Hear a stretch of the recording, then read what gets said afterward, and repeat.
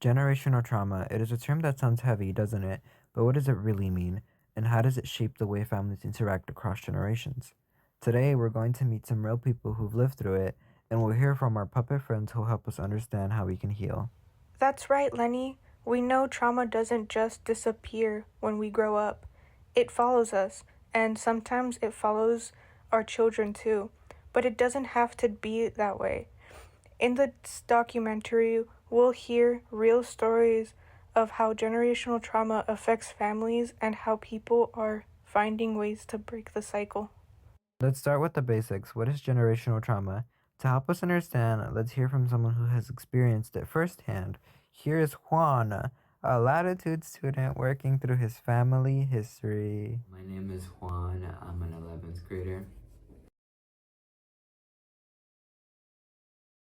Probably between my mom and my older brother when I was like way younger. I wouldn't say I felt scared. I just would probably say I felt more confused.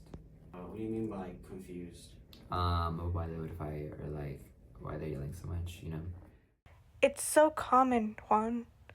Trauma doesn't always look like physical violence. It can be emotional neglect, unspoken fears that no one talks about. Wow, that is powerful, Martha. So, this trauma isn't just about what happens in one generation, it is what we carry with us and pass down, often without even knowing it. Exactly. And that's why breaking the cycle is so difficult. But it's possible, as we'll see. It's heartbreaking, isn't it? The way those patterns sink into our lives. But what really stands out is the realization this doesn't have to keep going. They were able to make changes. Breaking this cycle isn't easy, but it is possible. Let's see how not to do it. Therapy, communication, and breaking the cycle are key to healing generational trauma. But healing also comes from understanding where it comes from and knowing that it doesn't define you. That's right, we can't change the past, but we can shape how we react to it and how we raise the next generation. And we can teach our children that it's okay to feel, it's okay to talk, and it's okay to heal. It is not easy, it is a journey, and sometimes it feels like two steps forwards and one step back, but each step counts. Let's hear from another family member who has seen the difference this journey is making. That's the power of breaking the cycle. You don't just heal yourself, you heal the generations that come after you. And that is the message we want to leave you with. Generational trauma doesn't always have to be the end of the story. With awareness, communication, and a lot of love, we can change the way we live and in turn change the way future generations live. It's never too late to start healing. Whether it is therapy, family support, or simply having honest conversations, healing begins with taking that first step. Together, we can break the cycle. Thank you for joining us on this journey. Remember, you are not alone in this.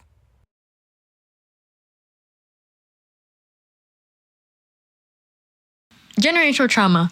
It is the pain that we don't always see, but often feel. A cycle of trauma that passes through families, but where does it begin? Sometimes I feel like I'm carrying something heavy, even when nothing's wrong. Maybe it's not just yours, Lenny. Sometimes we carry pain that started long before us. And Lenny's not alone. Many of us are carrying invisible weight, stories written before we were even born. Often, generational trauma is a legacy of racism, violence, and other type of oppression or tragedy. To understand the real impact of this kind of pain, we spoke with people who lived it. I used to think something was wrong with me, like I just couldn't handle life. Then I realized I was reacting to things that happened to my parents and their parents. We see this a lot. Kids come in with anxiety, anger, trouble focusing, and when you trace the story, you find patterns of trauma stretching back generations. I didn't know what I was carrying until I saw it reflected in my child. That was the moment I knew I had to do something different. Trauma isn't just physiological, it's biological. When left untreated, it shapes the way your brain functions, how your body reacts to stress, and even how we parent the next generation. These stories are real.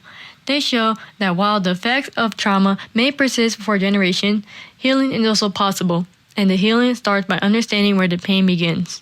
One of the ways this is done is by screening for ASCs, or at-risk childhood experiences. These include experiencing the loss of a family member, domestic abuse, bullying, and natural disasters. It is important to screen for ASCs because it allows physicians to know when to provide trauma-sensitive care. When traumatic experiences are prolonged and repeated with little nurturing and caregiving, they can create toxic stress, elevating the body stress hormones like cortisol and damaging the brain and body system. And the damage doesn't always stop here. So, stress can actually change how our body works? Yes, they can be explained through epigenetics, the study of how our environment and behavior can change the way our genes are expressed. Each one of our cells contains genes that act as a blueprint for construction and functioning of our cells. But above these genes are chemical switches that can be turned on or off in the response to changes in the environment. These small changes can affect how our genes work, and more importantly, they can be passed on from generation to generation. Even without saying a word, trauma can echo in a child's body. For example, some mothers who experienced significant trauma exhibit epigenetic changes that are associated with increased risk for depression, post-traumatic stress disorder, and anxiety. These changes can be also observed in your children, even if the child did not experience the original trauma directly. One area that research shows is effective is the receptor gene, which plays a critical role in managing the body's response to stress and regulating glucose and lipid metabolism. Another biological marker impacted by trauma is telomere length, the protective ends of chromosomes that influences cellular aging. Chronic toxic stress has been linked to shorter telomeres, which is associated with premature aging and increased disease risk. But it is not only biology. Trauma also influences behavioral patterns, how people cope, how they relate to one another, and how they parent. Maladaptive behaviors like emotional withdrawals, harsh discipline, or emotional volatility can unintentionally recreate traumatic environments for the next generation. This cycle is driven by a complex interplay between biology, psychology, and social environment. Together, these forces form a feedback loop where unaddressed trauma perpetuates itself across generations. And it doesn't stop at biology. Generational trauma also affects how people act and parent, creating environments that may continue the cycle. Yelling, silence, fear, emotional distance, these are all become the normal for the next generation, continuing the feedback loop of trauma. So, it's not just what happened, but how it keeps happening. But here's the truth. Healing is possible. The brain can rewire, epigenetic changes can be reversed, and pain does not have to be our legacy. We can use the 3 R's to break the cycle: recognize, resilience, and restore. The first step is to recognize the symptoms of trauma. Did something bad happen to you? Are you feeling anxious, irritable, panicked, numb, or depressed? Are you finding it difficult to complete difficult tasks or that your focus is gone? Are you trying to self-medicate your pain? Recognizing them is the first step towards healing. So, if I'm feeling all that, I can ask for help? Yes, therapists and mental health professionals can help. They can provide trauma-focused care and interventions such as child-parent psychotherapy to help manage thoughts and feelings, and offer treatments like EMDR, or eye movement desensitization and reprocessing that can help the brain to focus and reprocess traumatic memories and positive coping skills. Next is resilience. It's built in safe spaces with people who support and care for us. A trusted adult, a teacher, a friend, a coach, a therapist. These people become our village, our safety net. You don't have to smile alone. Finally, restore. The body and brain heals through the rest, nourishment, and connection. Eat well, sleep, move, breathe, spend time in nature, drink water, practice mindfulness, nurture healthy relationships, and always get the support when you need it.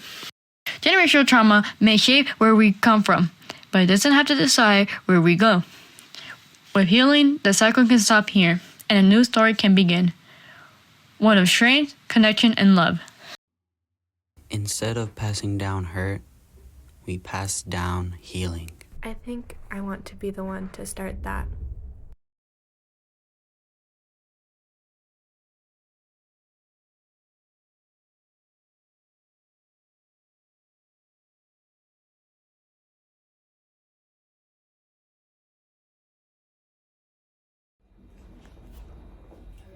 Lenny. Bro.